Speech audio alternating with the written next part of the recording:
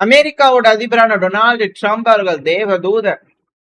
அவர் வந்து பண்ண சீனாக்கு போயிருந்தாரு. ஜின்பிங் அவர்களை பேசியிருந்தாரு, பார்த்து பேசியிருந்தாரு. ஸோ அந்த 2 நாள் சம்மிட் வந்து பாத்தீங்கன்னா முடிவடைந்தது. அது சிறப்பு மிக்க சம்மிட்டா அப்படிங்கிறது அவர் சொல்லக்கூடிய விஷயங்களை வச்சு நம்மளால புரிஞ்சுக்க முடியும். அதை அடுத்தடுத்து பார்க்கலாம். பட் ஆனா இந்த சம்மிட் முடிஞ்ச உடனே ரஷ்ய அதிபரான விளாடிமிர் புட்டின் அவர்கள் வந்து பாத்தீங்கன்னா வரக்கூடிய புதன்கிழமை மே 20 வந்து பண்ண ஜின்பிங் அவர்களை சந்திப்பார் அப்படிங்கிற செய்திகள் வர ஆரம்பிச்சிருக்கு. சீனாவோட மீடியாக்கள் சொல்ல ஆரம்பிச்சிருக்காங்க. சீனா ரஷ்யா உக்ரைன் பிரச்சனையில மத்தியஸ்தம் பண்றாங்களா, இல்ல என்ன ஏது எப்படி என்ன டைரக்டா அப்படியே பேசிக்கிறாங்க ட்ரம்ப் அவர்களும் ரஷ்யாவும், இல்ல ரஷ்யா அழுத்தங்கள் கொடுக்கறதுக்காக ட்ரம்ப் அவர்கள் ஏதாவது ஒண்ணு சீனா கிட்ட கேட்டிருப்பாங்களா, இல்ல ஈரானுக்கு அழுத்தங்கள் கொடுக்க கேட்டிருப்பாரா, இல்ல கியூபா அழுத்தங்கள் கொடுக்க கேட்டிருப்பாரா, என்னத்தை தான் போய் கேட்பாரு, எவ்வளவுதான் கேட்பாரு அப்படிங்கிற பல்வேறு வகையான கேள்விகள் நம்மளுக்கு இருக்கு. ஸோ இது எல்லாமே மீடியா பர்சன்ஸுக்கு இருக்கும். பல்வேறு விஷயங்கள் கேட்டிருக்காங்க. இதை டொனால்டு ட்ரம்ப் அவர்கள் கிட்ட கேட்டிருக்கிறாங்க. நான் ஜின்பிங் அவர்கள்ட்ட சொன்னேன், ஈரான் மீடியாக்காரங்கள் பேசுறது பல விஷயங்கள் பேசினாங்க. அதில் சாராம்சம் ரொம்ப மிக முக்கியமான விஷயங்கள் மட்டும் சொல்லிடுறேன். ஜின்பிங் அவர்கிட்ட சொன்னேன், ஈரானுக்கு வந்து பார்த்தீங்கன்னா அணு ஆயுதம்ங்கிறது இருக்கவே கூடாது. Cannot have nuclear weapon. ஏன்னா அவங்க ஸ்டோன் கோல்ட் கிரேசியா மாறிடுவாங்க. ஸோ அதனால வந்து பார்த்தீங்கன்னா எப்போ ஏற்பட்டாச்சும் அவங்களுக்கு வச்சுக்கவே கூடாது அப்படிங்கிற பேசி இருந்துக்கிறாங்க. அதுக்கு அவர் எப்படி ரெஸ்பாண்ட் பண்ணாரு அப்படிங்கிற கேள்விகள் ரிப்போர்ட்டர்ஸும் கேட்குறாங்க. அவர் ஒரு பிரிட்டி கூல் காய் தான். அவர் என்ன சொன்னார்னா, ஹோ தட்ஸ் அ குட் பாயிண்ட் அப்படிங்கிறதோட சொன்னாரு. பெருசா எதுவும் அதை பத்தி வந்து பாத்தீங்கன்னா டீல் போடுற மாதிரியான விஷயங்கள் வரல. நாங்க வந்து பாத்தீங்கன்னா அமெரிக்கா கிட்ட ஆயில் வாங்கணும் அப்படிங்கிற சில விஷயங்கள் அக்ரிமெண்ட் வந்து பாத்தீங்கன்னா அமெரிக்காவோட போடப்பட்டது. ஏன்னா அப்பத்தானே அமெரிக்கா கிட்ட இருந்து ஆயில் வாங்கினாதானே டாலர்ல வந்து பாத்தீங்கன்னா வர்த்தகங்கள் நடக்கும். டாலர்ல வர்த்தகம் நடந்தாதானே அமெரிக்கா வந்து பாத்தீங்கன்னா யூஸ்ஃபுல்லா இருக்கும். அதாவது ஈரான் கிட்ட அணு ஆயுதம் இருக்கக்கூடாது அப்படிங்கறது பத்தி அவர் என்ன சொன்னான்னு கேட்டா, ஹீஸ் அ நைஸ் காய் அப்படிங்கிறது வந்து பாத்தீங்கன்னா ஜின்பிங் அவர்கள் கடந்து போயிருக்காரு அந்த விஷயத்த. பிடி கொடுக்காம ஜின்பிங் அவர்கள் பேசியிருக்காரு. பட் இருந்தாலும் எங்க கிட்ட ஆயில் வாங்கிக்கோங்க, அமெரிக்கா கிட்ட இருந்து ஆயில் வாங்கிக்கோங்க அப்படிங்கிறது எக்கனாமிக்கல் ரிலேட்டடா ட்ரம்ப் அவர்கள் பேசியிருக்கிறார். இதுக்கு எதுக்கு சாங்ஷன் போடணும், அதுக்கு ட்ரேடு வார் இனிஷியேட் பண்ணணும், தோக்கணும், அதுக்கப்புறம் திருப்பி அவங்ககிட்டயே போயிட்டு வர்த்தகம் பண்ணணும், என்கிட்ட வர்த்தகம் பண்ணிக்கன்னு கேட்கணும் அப்படிங்கிற சில விஷயங்கள் இருக்குன்னு பல அனலிஸ்ட் கருத்துக்கள் பட்டு இருந்தாலும் அமெரிக்கா இது போல கேட்டிருக்காங்க. ட்ரம்ப் அவர்கள் சொல்றாரு, நம்ம வந்து பாத்தீங்கன்னா டெக்சாஸ் சீனாவோட கப்பல்கள் வரப்போகுது. டெக்சாஸ்ல இருந்து லூசியானா வரை, அங்கிருந்து அலாஸ்கா வரைன்னு வந்து பாத்தீங்கன்னா சீனாவோட திங்ஸ் வந்து பண்ண சேல் ஆக போகுது. இது ஒரு பெரிய விஷயம். ட்ரம்ப் அவர்களோட மீட்டிங் இருக்கு இல்லையா, சீன அதிபரான ஜின்பிங் அவர்களோட, இது அவங்களுக்கு ஒரு பெரிய விஷயத்த நம்ம செஞ்சு கொடுத்துருக்கோம். அதாவது ஆயில மட்டும் எங்ககிட்ட இருந்து வாங்கிக்கோங்க, எங்க நாட்டுல இருக்கக்கூடிய A to Z பகுதியில உங்களோட பொருட்களை வித்துக்கோங்க அப்படிங்கிறவங்க வந்திருக்காங்க. இன்னைக்கு இப்படி ஒரு டீலை போட்டு நாளைக்கு எல்லா நாடுகளுக்கும் 20% வரியே அப்படிங்கிற சொன்னாங்கன்னா எப்படிங்க அப்படிங்கிற கேள்விகள் வரும். பட் இருந்தாலும் வெயிட் பண்ணி பார்ப்போம் இத சீனா எப்படி நம்புறாங்கன்னு சொல்லிட்டு. அது மட்டும் இல்லாம ரிப்போர்ட்டர்ஸ் பண்ண இன்னும் பல விஷயங்கள் கேட்டிருந்தாங்க. அதெல்லாம் அடுத்த ஒரு மிக முக்கியமான விஷயம். நீங்க கன்ஃபார்ம் பண்ணுவீங்களா, அமெரிக்காவோட மிசைல் தான் வந்து பாத்தீங்கன்னா ஸ்கூல் கேர்ள்ஸ் இந்த ஈரான்ல வந்து அந்த மின்லாப் அந்த பகுதியை வந்து அடிச்சுதா அப்படிங்கிற கேட்கும்போது,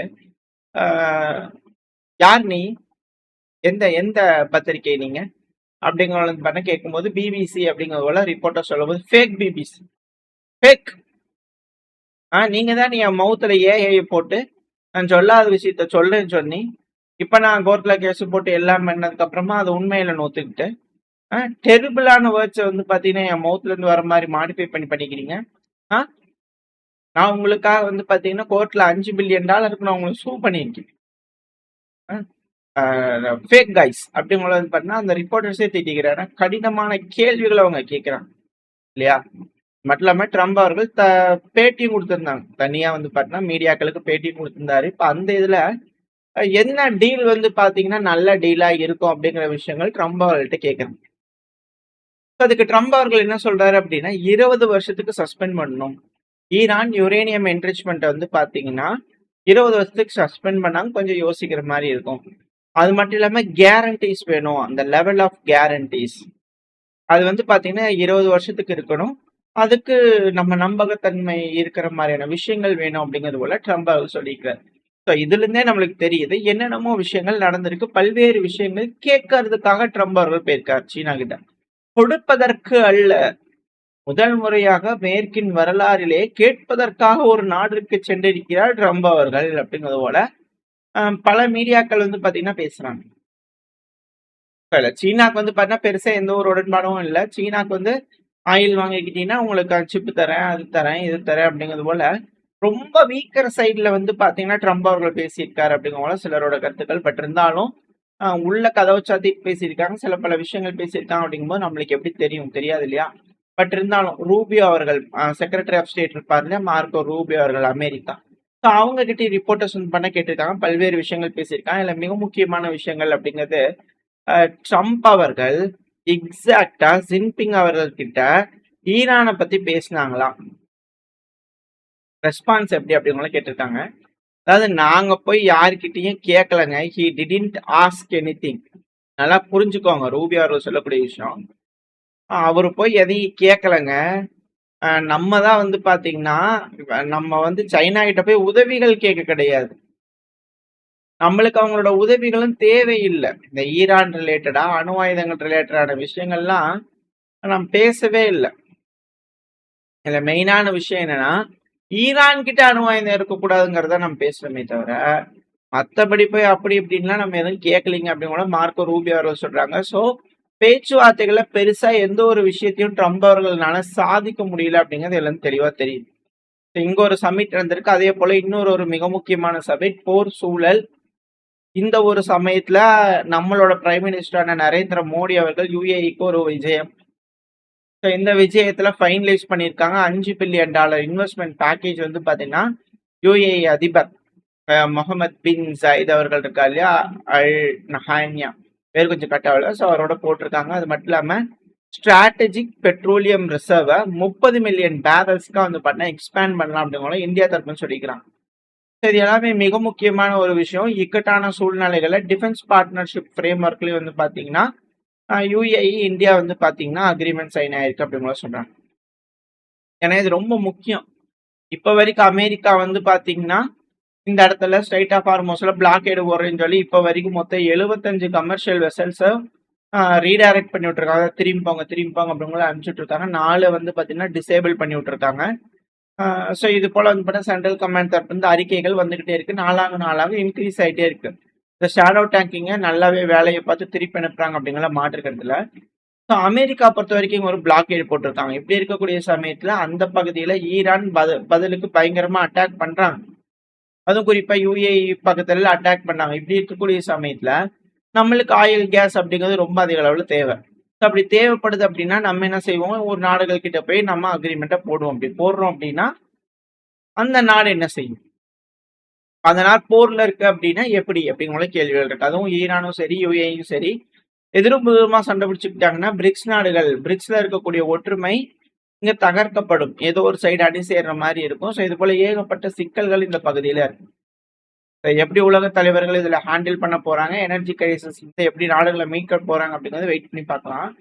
இல்ல டாப் நாச்சான ஒரு விஷயம் அப்படிங்கிறது மீட்டிங் நம்மளுக்கும் யுஏக்கு இருக்கக்கூடிய அந்த ஒப்பந்தங்கள், ரிலேஷன்ஷிப் இது எல்லாமே வந்து பாத்தீங்கன்னா நல்ல வழியில தொடங்குது.